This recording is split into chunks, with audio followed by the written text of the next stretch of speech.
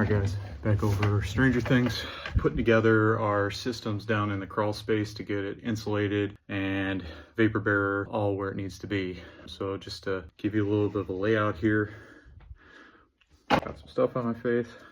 I'll show you what we're using for this one.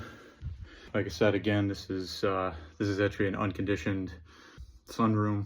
We're not planning on conditioning it anytime soon, but in the case that it will be someday, we'll be insulated down here, and vapor barriers in just made it easier in how we had to put this thing together because we're building underneath an existing building. So a couple of things to look at. We got our DuPont styrofoam.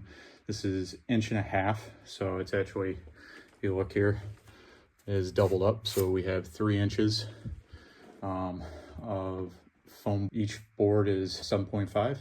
So we're getting an R15 right there on our walls. What we're using to keep this on the wall is called a SPAC, a plastic grip C-prong. That's what these things are right here.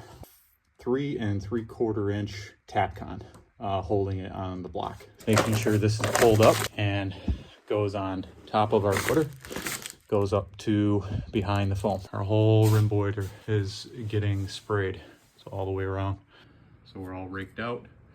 These are 2 1.5 inch styrofoam boards. So it gives us our 3 inches, which gives us our R15 on all of our walls. And then you'll see where all the seams are. That is the Stego home wrap tape. And then I also, on top of taping those, I actually foamed those seams as well. Trimmed it all up and then taped it with our Stego tape. We have our vapor barrier wrapped up onto our footer and up the wall.